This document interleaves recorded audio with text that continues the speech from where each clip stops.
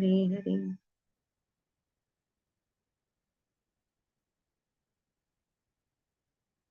आइए श्रीमद् भागवत का मंगलाचरण करते हैं।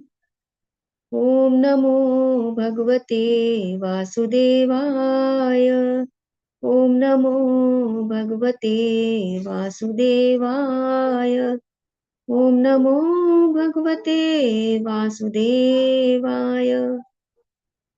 मदिग्बन्धो मत्संगी न मद्गुरो मन्महन्तना मन्निस्तार्क मद्भाग मदानन्द नमोऽस्तुते। नारायणं नमस्कृत्यं नरं चैव नरोत्तमं देवीं सरस्वती व्यासं ततो जयम् उदीरयेत्। नष्टप्रायेषु अभद्रेषु नित्यं भागवत सेव्या भगवती उत्तमं श्लोकैर्भक्तिर्भवति नैष्ठिकी। मूकं करोति वाचालं पङ्गुमलङ्घयते गिरिं यत्कृपातमहं वन्दे परमानन्दमाधवम्। कृष्णाय वासुदेवाय देवकी नन्दनाय च नन्दगोपकुमाराय गोविन्दाय नमो नमः। नमः पङ्कजनाभाय नमः पङ्कजमालिने नमः पङ्कजनेत्राय नमस्ते पङ्कजाङ्घ्रये।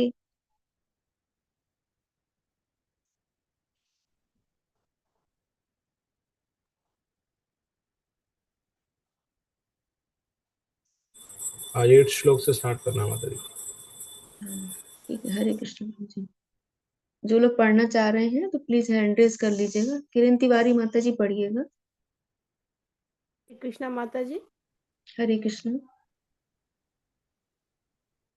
अन्ये च मुनयो ब्रह्मन् ब्रह्मरातादयो मलः शिष्य रूपेता आजगमुः कश्यपाङ्गिरसादयः। तथा सुखदेव गोस्वामी एवं अन्य पवित्र आत्माएं कश्यप, अंगिरस इत्यादि अपने अपने शिष्यों के साथ वहां पर आए। सुखदेव गोस्वामी ब्रह्मरात ये व्यासदेव के प्रख्यात पुत्र तथा शिष्य थे, जिन्हें उन्होंने सर्वप्रथम महाभारत तथा उसके बाद श्रीमद् भागवत की शिक्षा दी। सुखदेव गोस्वामी ने गंधर्वों, यक्षों तथा राक्षसों की सभा में महाभारत के 14 लाख श्लोक सुनाए थे और श्रीमद् भागवत सर्वप्रथम महाराज परीक्षित को सुनाया। उन्होंने अपने पिता से सारे वैदिक साहित्य की पूरी तरह अध्ययन किया। इस प्रकार धर्म संबंधी अपने विस्तृत ज्ञान के कारण वे पूर्ण पवित्र आत्मा थे। महाभारत के सभा पर्व 4:11 से ज्ञात होता है कि ये महाराज युधिष्ठिर की राजसभा में तथा महाराज परीक्षित के उपवास के समय भी उपस्थित हुए थे। श्री व्यासदेव के प्रामाणिक शिष्य होने के नाते ये अपने पिता से धार्मिक सिद्धांतों तथा आध्यात्मिक मूल्यों के विषय में जिज्ञासाएं करते रहते थे।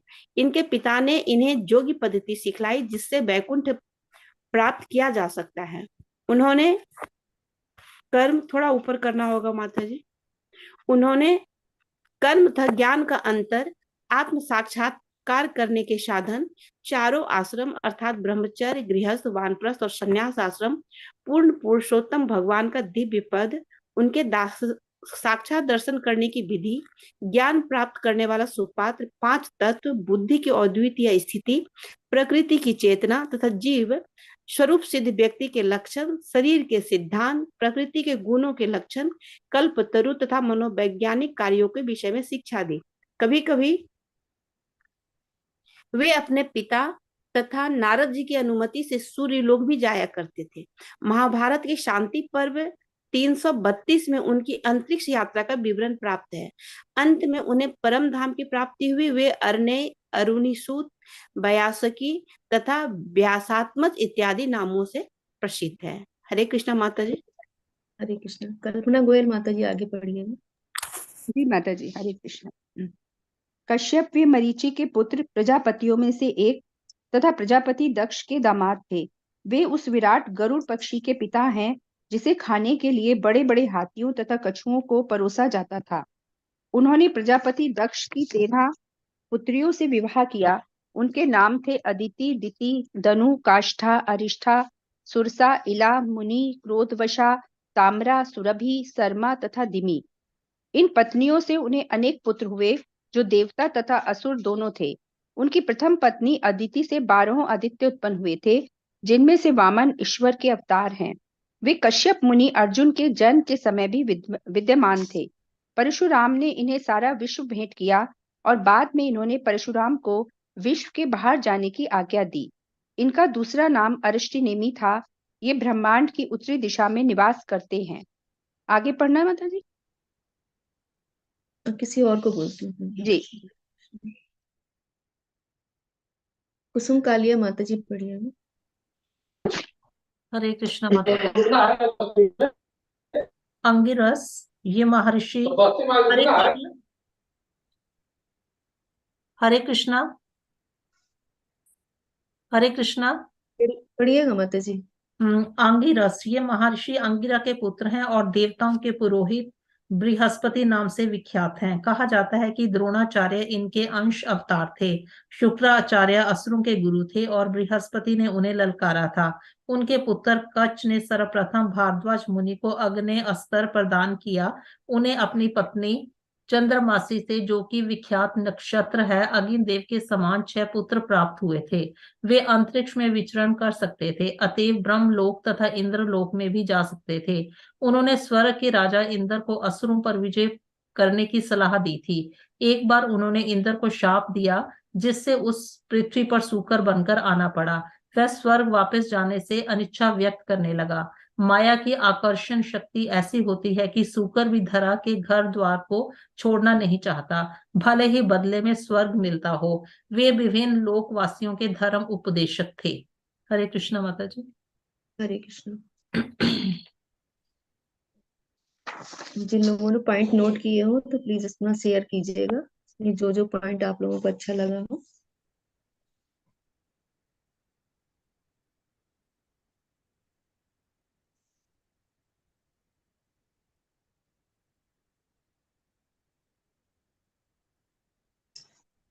कोई कुछ शेयर करना चाह रहा है? हरे कृष्णा माता जी। हरे कृष्ण। सुखदेव जी के बारे में कहा गया है इसमें, जी। यह श्री व्यास जी के पुत्र और उनके शिष्य भी है, यानी शिक्षा अपने पिताजी से इन्होंने प्राप्त की है, तो गुरु जी भी वही हुए। सुखदेव जी को श्री व्यास जी ने महाभारत और भागवतम दोनों की शिक्षा दी। सुखदेव जी ने ही गंधर्वों, यक्षों तथा राक्षसों की सभा में सभापति के 14 लाख श्लोक सुनाए थे। श्री सुखदेव जी ने अपने पिता श्री व्यास जी से ही वैदिक साहित्य का गहन अध्ययन किया था। हरे कृष्ण माता। हरे कृष्ण। और कोई कुछ शेयर करना चाह रहा है?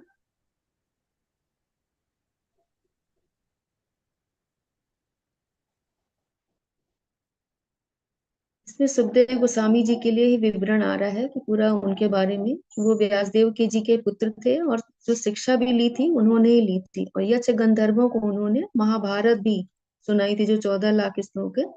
और फिर परीक्षित महाराज को उन्होंने भागवतम का, सबसे पहले परीक्षित महाराज को ही उन्होंने सुनाया था।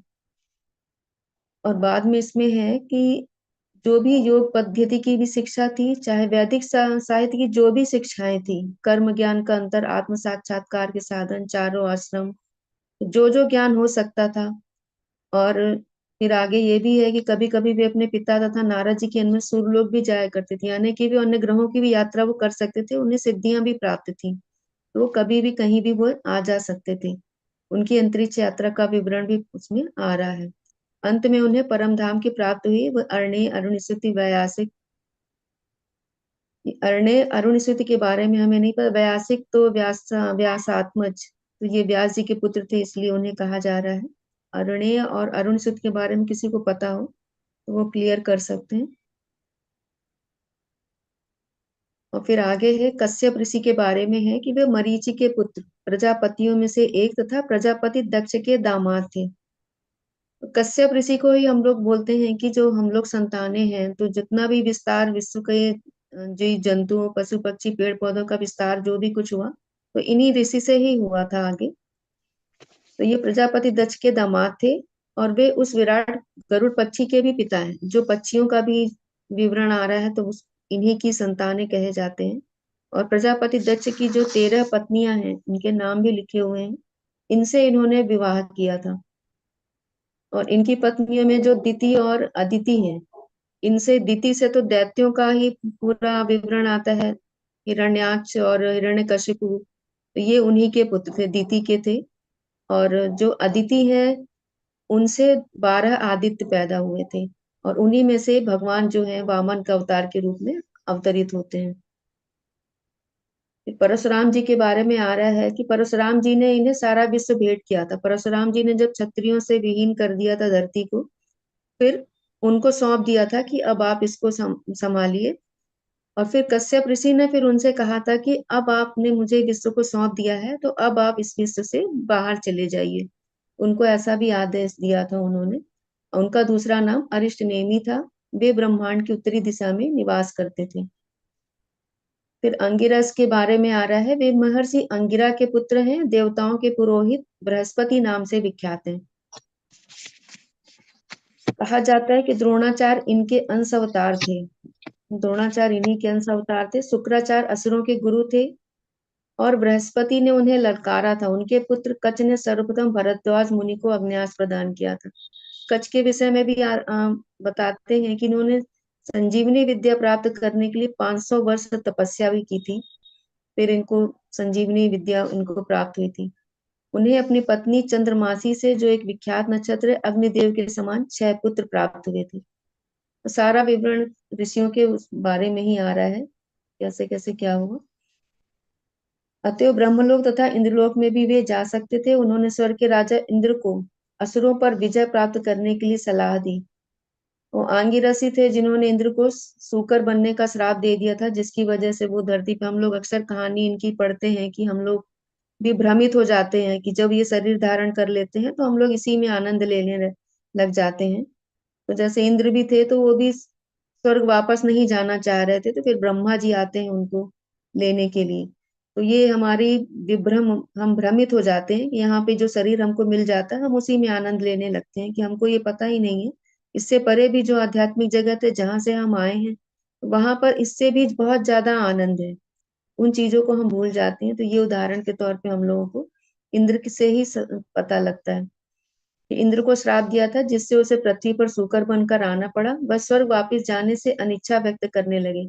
माया की आकर्षण शक्ति ऐसी ही होती है। सूकर भी धरा के घर द्वार को छोड़ना नहीं चाहता, भले ही बदले में उसे स्वर्ग मिलता हो। वे विभिन्न लोकवासियों के धर्मोपदेशक भी थे। तो आंगिरस हैं कि जो अनेक अलग अलग लोक भी हैं, तो वहां पर भी ये धर्म का उपदेश दिया करते थे। और किसी को कुछ ऐड करना हो, प्रभु जी कुछ कहना हरे चाहें? कृष्णा माता जी, हरे कृष्णा। ये हरे कृष्ण। कश्यप ऋषि का जहाँ जिक्र हुआ है महाराज माता जी, उसमें एक इनकी गरुड़ की माता का नाम शायद कहीं विनीता था, विनीता, लेकिन इसमें कहीं भी विनीता का जिक्र नहीं है। अदिति है, उनके नाम हाँ, थे अदिति, दीति, हाँ, था, इसमें देखिए, अरिष्टा, जो जी, प्रजापति कृष्ण दक्ष की जो 13 जी, कन्याएं थी ना, उनका जिक्र आया है। इनकी पत्नियां 30 थी। तो इस यहाँ पर 30, 13 का अच्छा, हरे कृष्ण। हाँ 30 थी, तो 13 का विवरण है। हाँ जो जी, प्रजापति दक्ष की पुत्रियां थी उनका विवरण दिया हुआ है। इसके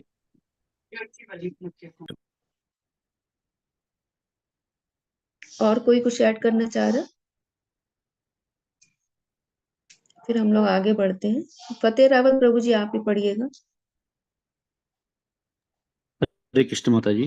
हरे कृष्ण। तान समेतान महाभागानुपलभ्य वसुतम पूजयामास धर्मज्ञो देशकाल विभागविता। 8 वसुओं में सर्वश्रेष्ठ भीष्मदेव ने वहां पर एकत्र हुए समस्त महान तथा शक्ति संपन्न ऋषियों का स्वागत किया, क्योंकि भीष्मदेव को देश तथा काल के अनुसार समस्त धार्मिक नियमों की भली भांति जानकारी थी। तात्पर्य: दक्ष धर्मज्ञ भली भांति जानते हैं कि किस प्रकार देश काल के अनुसार धार्मिक सिद्धांतों को समंजित करना चाहिए। समस्त महान आचार्यों अथवा धर्मोपदेशकों अथवा विश्व के सुधारकों ने देश काल के अनुसार धार्मिक नियमों को समंजित करके ही अपने उद्देश्य को पूरा किया। विश्व के विभिन्न भागों में विभिन्न प्रकार की जलवायु तथा परिस्थितियां हैं, और यदि किसी को श्री भगवान के संदेश का प्रचार करना है तो उसे देश काल के अनुसार बातें समंजित करने में दक्ष होना चाहिए। भीष्मदेव इस भक्ति संप्रदाय का उपदेश करने वाले 12 महाजनों में से एक थे। अतएव वे ब्रह्मांड के कोने कोने से आए शक्तिशाली ऋषियों का स्वागत तथा सम्मान अपनी मृत्युशैया पर पड़े पड़े कर सकते थे। निस्संदेह वे उस समय उनका स्वागत सम्मान स्वयं उठकर कर पाने में शरीर से असमर्थ थे, क्योंकि उस समय वे ना तो घर पर थे, ना सामान्य रूप से स्वस्थ अवस्था में थे, लेकिन वे अपने मस्तिष्क के सुचारू रूप से कार्य करने से पूर्ण रूपेण सक्षम थे और वे हार्दिक मृदु वचन बोल सके। इसलिए सभी आगंतुकों का ठीक से सत्कार हो पाया। मनुष्य मन से, वाणी से तथा कर्म से अपना कर्तव्य पूरा कर सकता है। वे अच्छी प्रकार जानते थे कि उनका किस प्रकार समुचित स्थान पर उपयोग करना चाहिए। अतएव शारीरिक रूप से असमर्थ होने पर भी उन्होंने लोगों का सत्कार करने में कोई कठिनाई नहीं हुई। हरे कृष्ण माता जी। हरे कृष्ण। प्रभु जी कुछ बताना चाहेंगे इसमें?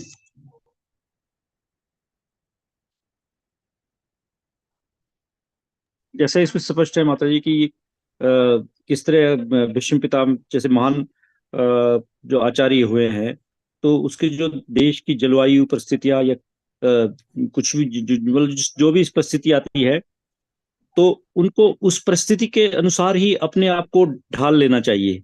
ये नहीं कि अगर परिस्थिति भी ऐसे आ गया तो यहाँ जैसे प्रभुपाद जी यूरोप चले, वहाँ यूरोप गए, यूएसए गए, तो वहाँ पर उनका जो क्लाइमेटिक भी बिल्कुल चेंज था, उनका कल्चरल भी बिल्कुल डिफरेंट था, लेकिन उन्होंने उसको अपने देश काल के अनुसार क्योंकि वो दक्ष थे उसमें समझ करने में, तो उन्होंने उसको अपने आप को उसमें ढाल लिया और लोगों को, क्योंकि वही चीजें उनको समझ में आती थी। अगर वो पहले ही अपना यहाँ की बातें शुरू करते हैं इंडिया की, जैसे इंडिया के कल्चर से, तो उनको कुछ भी समझ में नहीं आता। तो उन्होंने अपने आप ही उस प्रकार, क्योंकि उसमें वो दक्ष थे और उन्होंने अपने आप को ढाल लिया था। इसी तरह से होना चाहिए। इस प्रकार भीष्मदेव भी ये 12 महाजनों में, जैसे 12 महाजन आते हैं हमारे यहाँ, उसमें से ये एक थे। और ये जानते थे जैसे मृत्युशैया पे पड़े पड़े भी वो कर सकते थे, लेकिन उन्होंने उनका सम्मान, वो अपने आप को शरीर से स्वस्थ नहीं थे वो, इसलिए क्योंकि बाणों से उनका पूरा शरीर विधा हुआ था, तो फिर भी वो उस अवस्था में भी उनका, क्योंकि उनका ब्रेन जो अपना मस्तिष्क था, वो उसके हिसाब से उन्होंने अपने आप मृदु वचन बोल के अच्छे जो उनको ज्ञान था, वो उसके हिसाब से उन्होंने उनका आगंतुक जितने भी वहाँ उनके अंतिम समय में उनके दर्शन करने आए, फिर भी उन्होंने मन और वचन और वाणी से उनका स्वागत किया। और वो जानते थे कि इसको किस किस स्थान पर इसका उपयोग कैसे करना है, और उन्हें, क्योंकि वो समर्थ थे, इसलिए उन्हें उनके सत्कार करने में भी कोई कठिनाई नहीं हुई। हरे कृष्ण माता जी। हरे कृष्ण। और कोई कुछ ऐड करना चाह रहा? हरे कृष्ण माता जी। हरे कृष्ण। माता जी, मेरा एक थोड़ा सा जिज्ञासा थी जो फतेह प्रभु के माध्यम से मैं बाकी सबसे भी करना चाहता हूँ। जैसे यहाँ पर हमने अभी प्रभु जी ने बताया कि वो दक्ष थे भीष्मदेव, और फिर प्रभु जी ने प्रभुपाद जी का भी एग्जाम्पल लिया कि देश काल के अनुसार समस्त धार्मिक नियमों का उन्हें पता था कि इस तरह से करना है। तो इसमें मतलब कुछ एग्जाम्पल दे सकते हैं हम प्रभुपाद जी का, जहाँ पे हम कह सकते हैं कि देखो उन्होंने यहाँ दक्षता दिखाई समय काल परिस्थिति को समझते हुए। मैं भी प्रभु, अगर फतेह प्रभु जी आप ही स्टार्ट करना चाहते हैं, अन्यथा कोई और भी ऐड कर सकता है। हरे कृष्ण प्रभु जी। कोई और मौका मिलना चाहिए, सभी लोग पार्टिसिपेट करें। हरे कृष्ण। ठीक। हरे कृष्णा प्रभु। यस माता जी, हरे कृष्ण। प्रभुपाद जी जब भारत से बाहर गए थे तो वहां पे लोग जब इस नाम जाप से नहीं इंटरेस्ट रखते थे वो लोग, तो उन्होंने अपना माइंड अप्लाई करके उन लोगों को पहले प्रसाद ग्रहण करवाना सिखाया। वो लोग सिर्फ प्रसाद लेने के लिए आते थे मंदिर में, न कि नाम जाप के महत्व को समझ करके। और प्रसाद की ऐसी महिमा होती थी कि वो लोग धीरे धीरे धीरे धीरे मतलब प्रभुपाद जी के बातों में आकर के नाम जाप को भी प्राथमिकता देने लगे और फिर उस रंग में वो लोग रंगने लगे। तो ये तो कहीं ना कहीं प्रभुपाद जी की दक्षता ही कहलाएगी ना। हाँ, लेकिन वो तो समय काल परिस्थिति भारत में भी है। भारत में भी अधिकतर लोग, हम चर्चा कर रहे थे कि मंदिर में प्रसाद के लिए जाते हैं अधिकतर।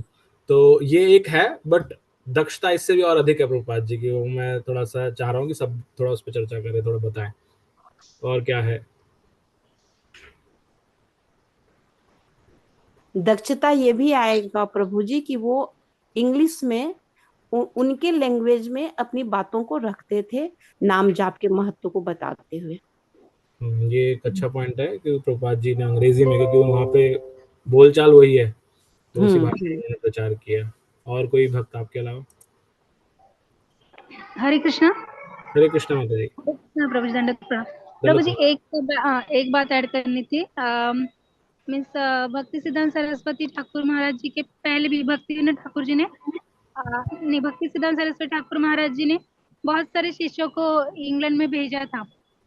लेकिन तब उच्च शिक्षित जो वर्ग था वो आ रहा था उनकी सभाओं में, लेकिन जो 4 नियम का पालन था ना, वो उनसे नहीं हो पा रहा था। उन्होंने स्ट्रिक्टली बोल दिया था कि हमें 4 नियम नहीं होते हमारे से। तो फिर ये शिष्य फिर वापस आ गए। प्रभुपाद जी भी वैसे गए यूएसए में, और वो लोग भी मीन्स ये 4 नियम प्रभुपाद जी ने बताए और उन पे वो अड़े रहे कि ये 4 नियम आपको पालन करना है। और प्रेम से उनको, जैसे एक दादाजी या पिताजी कैसे प्रेम से सब करवा लेते, कि उन्होंने इतना प्रेम भगवान का और खुद का उन्होंने इतना दिया शिष्यों को कि ये 4 नियम उनके लिए पालन करना आसान हो गया। और आप देख रहे हैं कि तभी के शिष्यों में बहुत से सन्यासी हो गया अब, मीन्स अभी तो। और ये प्रभुपाद जी का ही वो दक्षता अभी तक है। जो प्रभुपाद का आश्रय लेता है वो 4 नियमों का पालन करता है बाद में भी। हरे कृष्ण। हरे कृष्ण। यस, थैंक यू माता जी। इसमें मुझे ऐड ये करना था, एंड वहाँ पे कंफ्यूजन ना हो ये समय काल परिस्थिति के हिसाब से, इसलिए मैं बोलना चाह रहा हूँ। 2 तरह के नियम होते हैं। एक नियम होता है जो आप स्वयं पर लागू करते हैं, और दूसरा नियम होता है जो आप अपने शिष्यों पर या जो आपसे जुड़ रहे हैं उनके साथ में, आपके अलावा बाकियों पे आप नियम लगाना चाहते हैं। तो प्रभुपाद जी का ये क्लियर था कि जो उनके स्वयं के ऊपर नियम चलने थे उनमें उन्होंने कोई भी परिवर्तन नहीं किया, वो एज इट इज थे। जैसे फॉर एन एग्जाम्पल, जब प्रभुपाद जी अमेरिका गए तो जैसे माता जी ने भी बताया, तो उनके बाकी और जो वहां पर उनको मिले विदेश में, सिर्फ उनके गुरु भाई नहीं बल्कि और भी जो वहां पर और स्पिरिचुअल ऑर्गेनाइजेशन के लीडर्स थे वहां पर, उन्होंने कहा स्वामी जी आप ये धोती कुर्ता में यहाँ रहेंगे तो चलेगा नहीं, यहाँ पर आपको यहाँ पे सूट बूट पहन के रहना चाहिए और आप उस तरह से प्रचार कीजिए। लेकिन प्रभुपाद जी ने अपने स्टैंडर्ड के साथ कॉम्प्रोमाइज नहीं किया। वहां पर उन्होंने देखा कि वो लोग क्या कह रहे थे, देश काल ऐसा है इसलिए आप वैसी ड्रेस पहन लो, राइट, कि आप, लेकिन प्रभुपाद जी ने उसका डिसिप्लिन एज इट इज रखा कि नहीं, ये हमारा वैदिक संस्कृति की ये पहनावा है, यही पहनना है मुझे, और उन्होंने वही पहना। वाद्य यंत्रों में भी उन्होंने पहले जो हमारे मृदंग हारमोनियम इन्हीं को प्रथम श्रेणी में रखा, तो मतलब जो खुद कर रहे थे। लेकिन जब बात थी इन हिपीज की, जिनका स्टैंडर्ड बहुत ही गिरा हुआ था, तो 4 नियमों पे लेकर आए उनको, लेकिन धीरे धीरे उन्होंने एकदम से नहीं बोला कि आप आज से ही सब बंद कर दो ये सब चीजें, जैसे माता जी ने बताया पहले। तो उनको धीरे धीरे करके प्रसाद के माध्यम से, थोड़ी टीचिंग्स दे करके, समझा करके, प्रेम पूर्वक बता के, उनके साथ प्रेम संबंध स्थापित करके, तब उनको बताया कि ये सब 4 नियम क्यों आवश्यक हैं। वो जो लोग पूरा 4 नियम तोड़ते थे उनके लिए पहले रिलैक्सेशन रखा, तो सेम स्टैंडर्ड यहाँ पर नहीं रखा प्रभुपाद जी ने, तो रिलैक्स रखा। अब उन्होंने ये देखा कि जब मेरे को इसका प्रचार करना है इतना, तो जैसे भक्ति सांसद ठाकुर जी का स्टैंडर्ड था 64 माला का, कि हर रोज 64 माला करनी है, तो प्रभुपाद जी ने वहां भी समय काल परिस्थिति के हिसाब से उसको 16 माला कर दिया, कि कम से कम 16 माला करनी है, क्योंकि आप अदरवाइज प्रचार कैसे होगा इसका और ज्यादा। तो उस समय काल परिस्थिति के हिसाब से उन्होंने ऐसा करा, लेकिन अपने स्टैंडर्ड में कहीं कॉम्प्रोमाइज नहीं था। उनकी तब भी हरिनाम संख्या वही 64 प्लस ही थी। लेकिन मैंने कहीं पढ़ा नहीं है इसके बारे में, कोट नहीं किया, लेकिन आई एम एज्यूमिंग दिस कि प्रभुपाद जी का स्टैंडर्ड हमेशा उसी तरह से रहा। तो ये देश काल परिस्थिति को यूज करते हुए दक्षता ये नहीं कि हम अपने में परिवर्तन करें, बल्कि जिनको आप जोड़ना चाह रहे हैं उनके साथ में आप उन चीजों को ध्यान में रखते हैं, अपना स्टैंडर्ड वही स्ट्रिक्ट फॉलो करते हैं। और प्रभुपाद जी का कहना ये था कि हम स्ट्रिक्ट को फॉलो करेंगे तभी आपकी रेस्पेक्ट होगी। अगर आप अपने स्टैंडर्ड को डाइल्यूट कर देंगे तो आपकी रेस्पेक्ट कम हो जाएगी। ये मुझे ऐड करना था माता जी। हरे कृष्ण।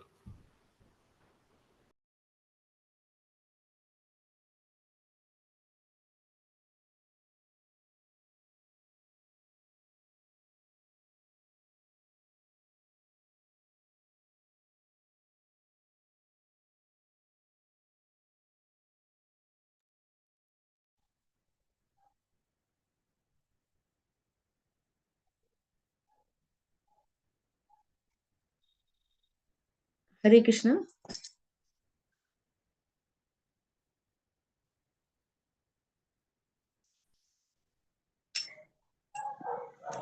माता जी आप शुरू कीजिए। हाँ, कोई और भी ऐड करना चाह रहा है?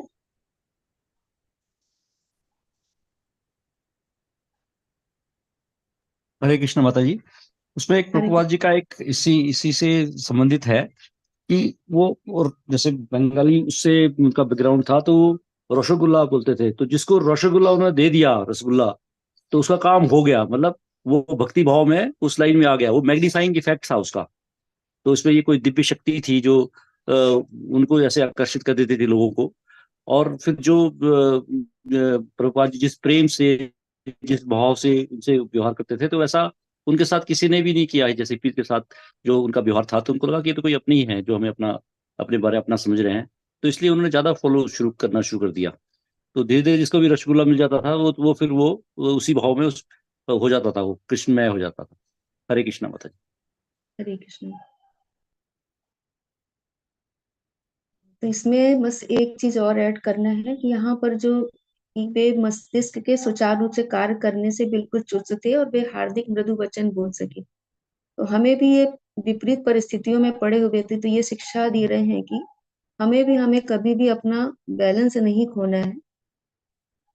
अपना जो भी हमारा धर्म है उसका अनुपालन करते हुए जितना हम शांत रह सकते हैं उस तरह से हमको किसी का भी आदर सत्कार करना है। तो यहाँ पर जैसे भीष्म पितामह तो कितनी सरसैया पे पड़े हुए थे, कितनी पीड़ा हो रही होगी, लेकिन उन सबको एक किनारे कर करके वो अपना जो उनका मन था, वाणी थी, कर्म से वो अपने कर्तव्यों को वहां पर भी उन्होंने पूरा किया।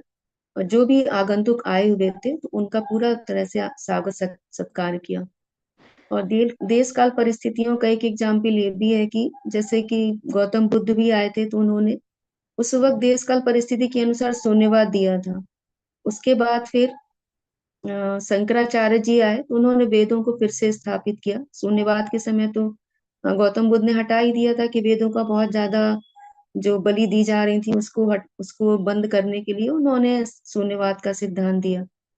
उसके बाद फिर शंकराचार्य जी आए तो उन्होंने मायावाद का सिद्धांत दिया कि जो कुछ है तो ब्रह्म ज्योति है, हमें वहां तक पहुंचना है। उन्होंने इसको वेदों को स्थापित किया वहां पर। फिर रामानुजाचार्य जी आए तो उन्होंने फिर उससे आगे बढ़ करके भगवान की स्तुतियां की। तो इस तरह से देश काल परिस्थितियों के अनुसार अलग अलग समय पर हमारे जो महर्षि लोग रहे हैं, महापुरुष रहे हैं, उन्होंने यहाँ पे ज्ञान दिया था। हम लोग आगे बढ़ते हैं। हेमलता शर्मा माता जी पढ़िएगा। हरे कृष्ण। सबको दंडवत प्रणाम। हरे कृष्णं च तत्प्रभावज्ञासीनं जगदीश्वरं हृदय स्थितं पूज्यामः मायो। माता जी थोड़ा सा ऊपर करना पड़ेगा। माययोपात विग्रहम। भगवान श्री कृष्ण प्रत्येक के हृदय में आसीन है, तो भी वे अपनी अंतरंगा शक्ति से अपना दिव्य रूप प्रकट करते हैं। ऐसे भगवान साक्षात भीष्मदेव के समक्ष बैठे हुए थे, और चूंकि भीष्मदेव उनकी महिमा से परिचित थे, अतएव उन्होंने उनकी विधिवत पूजा की। तात्पर्य: भगवान की सर्व शक्तिमत्ता का प्रदर्शन प्रत्येक स्थान में उनकी उपस्थिति द्वारा होता है। वे अपने नित्य धाम गौलोक वृंदावन में सदैव उपस्थित रहते हैं, तो भी वे जन जन के हृदय में, यहाँ तक कि प्रत्येक दृश्य परमाणु के भीतर भी स्थित रहते हैं। जब वे उस भौतिक जगत में अपने नित्य दिव्य रूप को व्यक्त करते हैं, तो वे अपनी अंतरंगा शक्ति से ऐसा करते हैं। बहिरंगा शक्ति या माया का इस नित्य रूप में कोई सरोकार नहीं होता। ये सारी बातें श्री भीष्मदेव को ज्ञात थी, अतएव उन्होंने तद अनुसार उनकी पूजा की। हरे कृष्णा माता। हरे कृष्ण। इसमें बताया जा रहा है कि भगवान श्री कृष्ण प्रत्येक के हृदय में आसीन है, तो भी वे अपनी अंतरंगा शक्ति से अपना दिव्य रूप प्रकट करते हैं। यहाँ पर हमको एक चीज समझनी है कि भगवान का ये जो भौतिक जगत की माया है, इससे उनका कोई भी सरोकार नहीं है। हालांकि उन्हीं का शक्ति उन्हीं की ही है, लेकिन उससे उनका कोई सरोकार नहीं है। वे अपनी अंतरंगा शक्ति के द्वारा ही यहाँ पर प्रकट होते हैं, और जो परमात्मा रूप में सबके हृदय में ही आसीन रहते हैं। ऐसे भगवान साक्षात भीष्मदेव के समक्ष बैठे हुए थे, और चूंकि भीष्मदेव उनकी महिमा से परिचित थे, अतः उन्होंने उनकी विधिवत पूजा की। तो पूजा तो कैसे की, चूंकि वो सरसैया पे थे, वो परमात्मा रूप में ही जो उनके हृदय में थे, तो उन्हीं का ध्यान करके उनकी वहां पर ही विधिवत पूजा की थी। और भगवान भी इतने कृपालु थे कि उस समय उनके सामने खड़े हुए थे, यानी कि चरणों के पास ही थे उनके, कि जिससे कि वो भीष्मदेव उनको उनका दर्शन कर पाए। क्योंकि पूरी तरह से वो लेटे हुए थे, अगर साइड में कहीं खड़े होते तो वो देख नहीं सकते थे, और वो चाह रहे थे कि भगवान हमारे समक्ष रहे, तो वो उनके चरणों के पास ही बैठे थे। तो ये भगवान की भगवत्ता है कि वो अपने भक्त का पूरी तरह से ध्यान रखते हैं।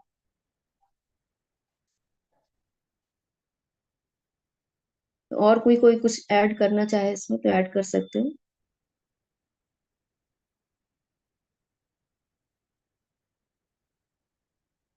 तो फिर हम लोग आगे बढ़ते हैं। पंकज बख्शी माता जी पढ़िएगा। हरे कृष्ण माता जी। हरे स्क्रीन कृष्ण। शेयर करें।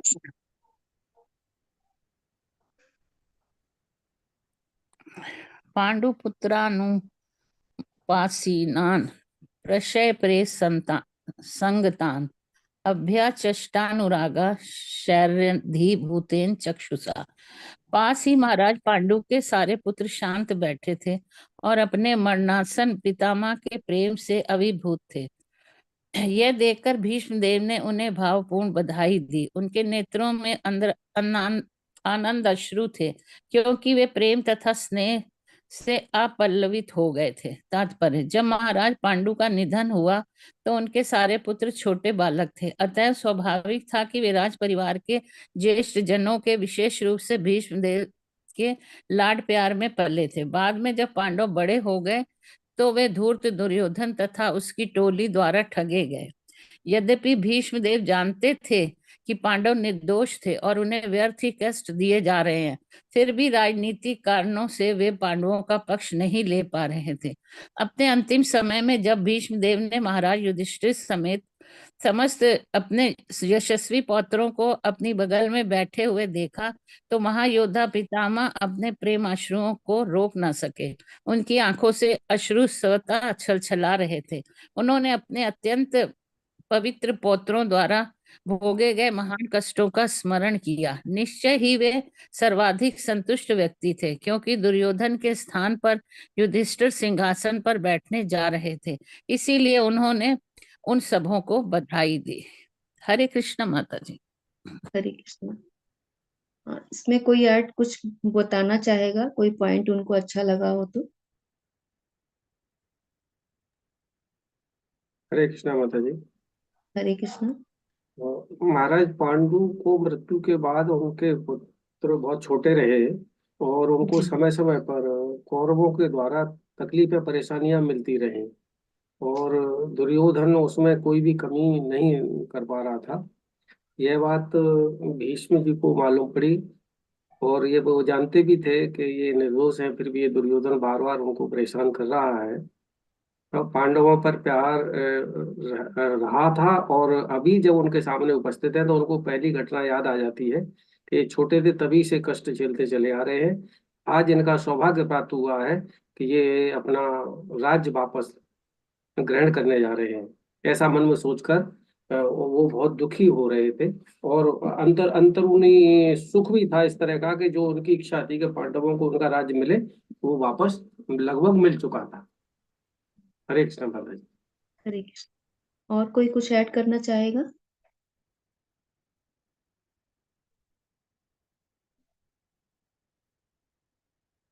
तो इससे प्रभु जी ने पूरा क्लियर कर दिया। इसमें यहाँ पे पहली लाइन है, जो पास ही महाराज पांडु के सारे पुत्र शांत बैठे थे और उन्हें अपने मरणासन पितामह के प्रेम से अभिभूत थे।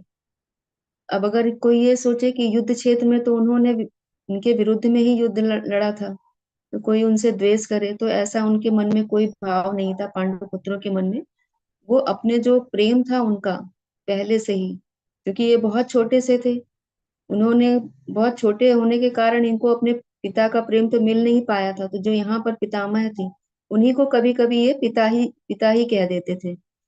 अर्जुन, नकुल, सहदेव, तो ये ज्यादातर उनको पिताजी के रूप में ही संबोधित करते थे। तो भीष्मदेव उनको प्यार से कहते थे कि नहीं, मैं तुम्हारा पिता नहीं, पितामह हूं मैं, मुझे पितामह बोला करो। इस तरह से वो अपने पितामह का जो प्रेम था उसको याद कर रहे थे कि उन्होंने कितना प्रेम हम लोगों को दिया है।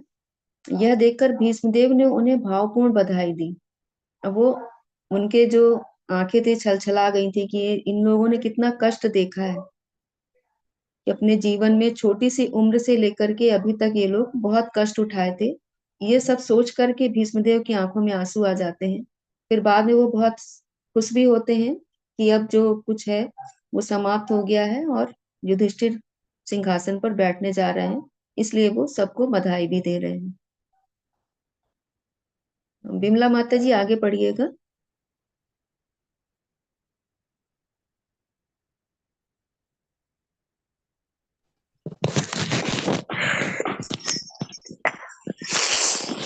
हरे कृष्ण माता जी। हरे कृष्ण। ओहो कष्टम महो न्यायम यदुरम धर्म नंदनः जीवितुम नहार्थे क्लिष्टम विप्रय धर्म च युक्ता श्रेयः। भीष्म देव ने कहा, ओहो तुम लोगों ने साक्षात धर्म के पुत्र होते हुए भी कितनी यातनाएं तथा कितना अन्याय सहा है। उन कष्टों के अंतर्गत तुम सबको जीवित रहने की आशा न थी, फिर भी ब्राह्मणों, ईश्वरों तथा धर्म ने तुम्हारी रक्षा की है। तात्पर्य, माता जी थोड़ा ऊपर कर दो। महाराज युधिष्ठिर के कुरुक्षेत्र युद्ध के महान नरसंहार से अत्यंत विचलित थे। भीष्म देव यह समझ गए, इसलिए उन्होंने सर्वप्रथम महाराज युधिष्ठिर की घोर विपत्तियों का उल्लेख किया। वे अन्याय के कारण ही इस कठिनाई में पड़े थे और कुरुक्षेत्र का युद्ध इसी अन्याय के विरोध में लड़ा गया था, इसलिए उन्हें इस घोर नरसंहार के लिए शोक नहीं करना चाहिए था। वे पांडवों का विशेष तौर पर यह बताना चाह रहे थे कि वे लोग सदा ही ब्राह्मणों, भगवान तथा धर्म द्वारा रक्षित होते रहे हैं।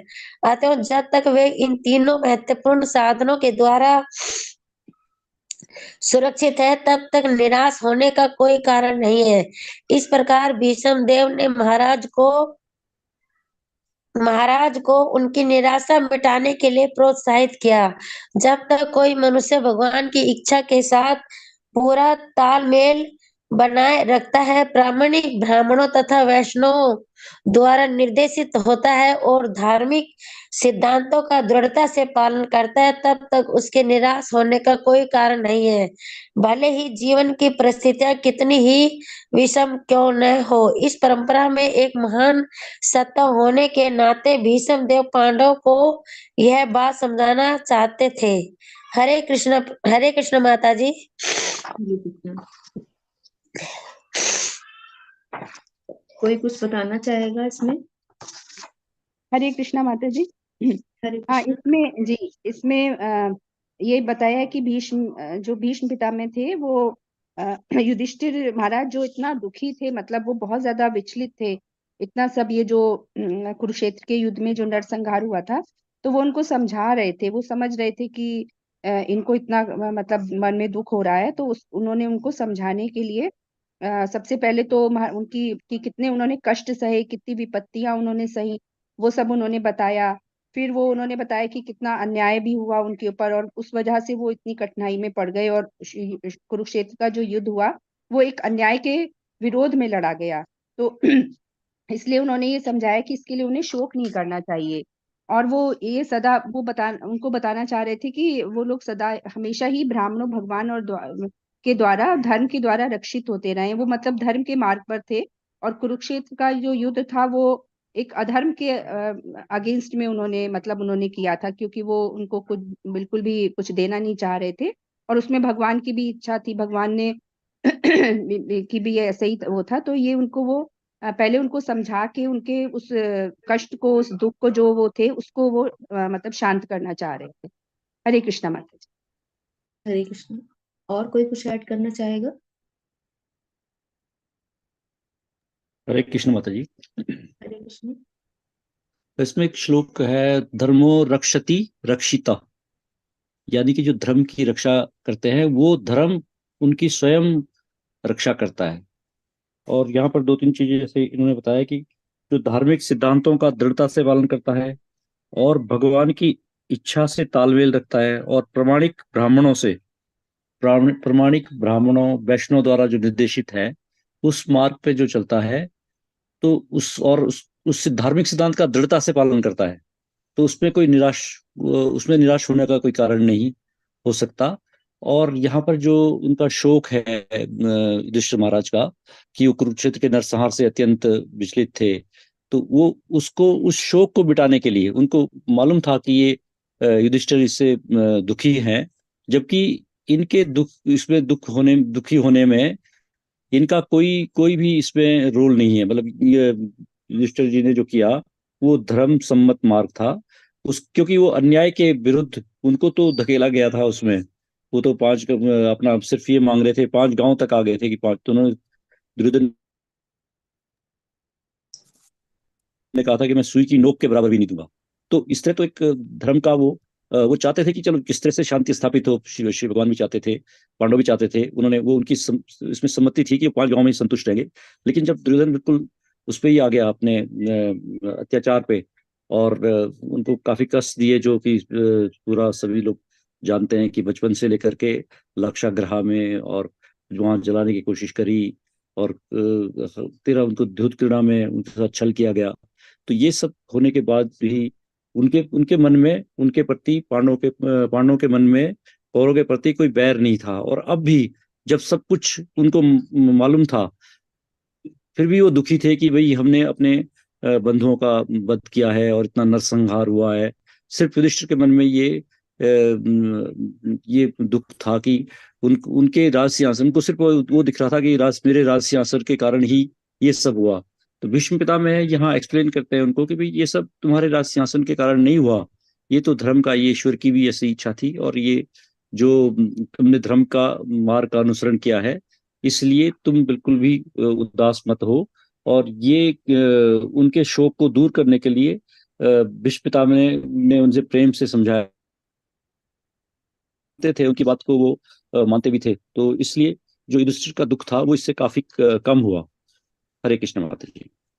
हरे कृष्ण। धन्यवाद प्रभु जी, आपने पूरा क्लियर कर दिया। इसमें एक चीज बहुत महत्वपूर्ण पॉइंट है, हम लोग जो ब्राह्मण भगवान तथा धर्म द्वारा रक्षित होते रहते हैं, तो अगर हम गुरु साधु और शास्त्र का हम लोग आश्रय लिए रहते हैं, तो हम लोगों के जीवन में भी ऐसा नहीं है किसी के जीवन में हमेशा ही एक जैसा ही पीरियड रहे। उतार चढ़ाव सभी के जीवन में आता है, विपरीत परिस्थितियां सभी के जीवन में आती हैं।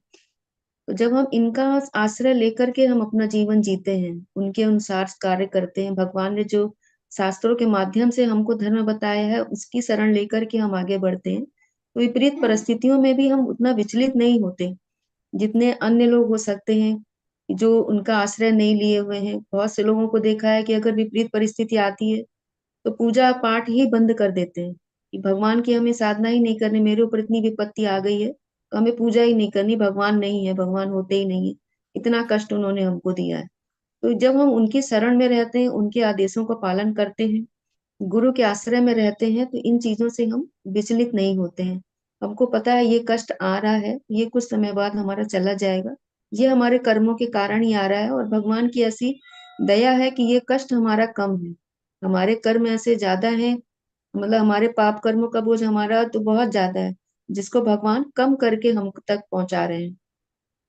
तो ऐसा समझ करके वो उन परिस्थितियों से फिर आगे बढ़ जाता है, उसको विचलित नहीं होता उन परिस्थितियों में। तो ये इसमें हमको बहुत बड़ी शिक्षा मिलती है। और जैसा प्रभु जी ने और माता जी ने दोनों ने क्लियर किया कि युधिष्ठिर महाराज के लिए भी था कि वो भी बहुत विचलित थे नरसंहार को देखकर, उनको ये लग रहा था, उसके लिए वो ही अपने आप को दोषी ठहरा रहे थे कि मैं ही इसके लिए दोषी हूँ, मुझे ही सिंहासन पे बैठना था, इसलिए ये सब नरसंहार हुआ। तो ये अज्ञानता उनकी दूर करने के लिए उन्होंने बताया गया भीष्म पितामह ने कि आप लोगों ने कितना कष्ट उठाया था और ये जो युद्ध हुआ है वो धर्म की स्थापना के लिए ही हुआ है, अधर्म पर नाश करने के लिए ही हुआ है, ऐसा उनको बता करके शांति किया था। और कोई कुछ ऐड करना चाह रहा है? हरे कृष्णा माता जी। हरे कृष्ण। इसमें भीष्म जो है युधिष्ठिर को मुख्य रूप से ये बात समझाना चाहते हैं कि तुम जिसकी वजह से दुखी हो, अर्थात जो योद्धा युद्ध में मारे गए हैं तुम उनकी वजह से दुखी हो, लेकिन तुम ये सोचो कि ये युद्ध हुआ किनके कारण। एक्चुअली ये युद्ध उन्हीं की वजह से हुआ जिनके लिए तुम दुखी हो रहे हो। तो जो युद्ध करा सकता है, नाश करवा सकता है, तो तुम्हें उनके लिए दुखी होने की आवश्यकता नहीं है। ये पॉइंट है यहाँ पर कि भीष्म उनसे युधिष्ठिर को समझाने के प्रयास कर रहे हैं, इस तरह से कहकर। हरे कृष्ण। जी गुरु जी, अच्छा पॉइंट है आपका। ये आपने ये चीज क्लियर करी, जिनके लिए वो शोक कर रहे थे उन्हीं की वजह से, यानी कि कौरवों की तरफ इंगित कर रहे हैं। लेकिन वहां पे नरसंहार सभी का हुआ था, इनके पक्ष उनके पक्ष वो सभी का, तो वो अपने को ही दोषी मान रहे थे वहां पर, वो अपने आप को ही, उन सभी के लिए कौरव जो अपने आप मुख्य को रूप से, बताइए, कौरव मुख्य रूप से परिवार के थे, तो हर बार जवान पे नाम भी उन्हीं का आता था, चित्र भी जी उनका उनके सामने कौरवों का ही बनता था, गुरु का बनता था। तो इसलिए गुरु और जैन को लेकर के ज्यादा दुखी थे। कह रहे तो दुख युद्ध भी तो इन्हीं की वजह से हुआ है, अतः तुम दुखी होने की आवश्यकता ही नहीं है। अगर ये अच्छे होते तो युद्ध इनकी वजह से नहीं होता, और आज ये परिस्थिति जो दुखी होने की हो रही है वो तुम्हारे सामने नहीं आती। अतः अब दुख करने की जरूरत नहीं है, जैसा इन्होंने किया वैसा इन्होंने वो फल पाया है। हरे कृष्णा। कृष्ण। ठीक है, 3 मिनट है तो नेक्स्ट श्लोक तो नहीं हो पाएगा, कर लेते हैं इसको। हेमलता शर्मा माता जी पढ़िएगा।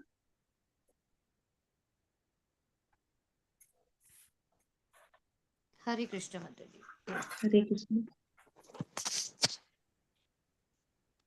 संस्थित्य तीर्थे पांडव प्रथा बाल प्रजा वधुः युष्म कृत्ये बहून क्लेशान प्राप्ता तोक्वती मुहुः।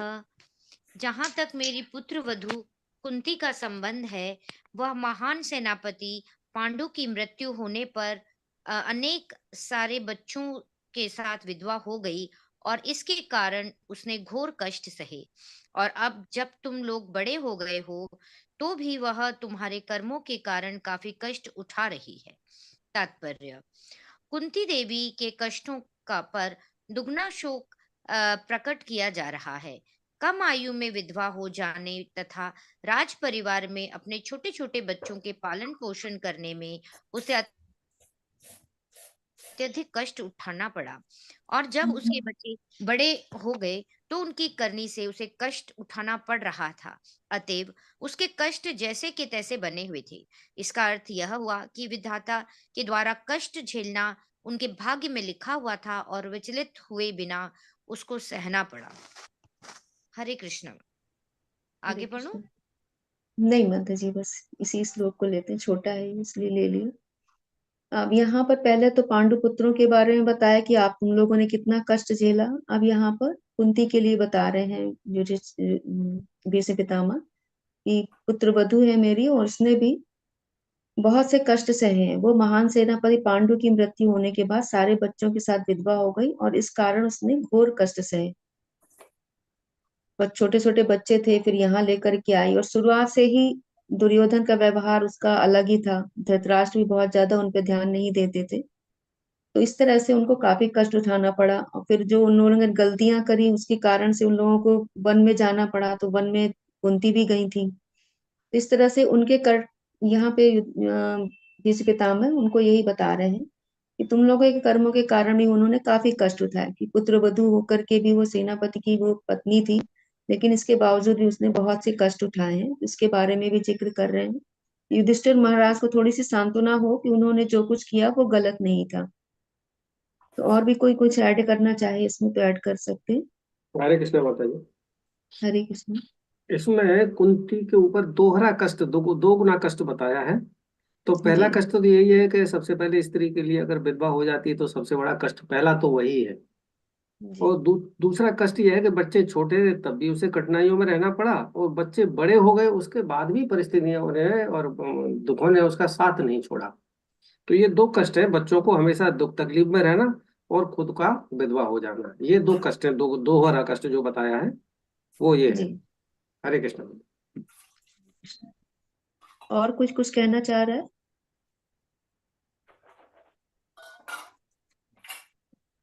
फिर हम लोग आज यहीं पर विराम लेंगे।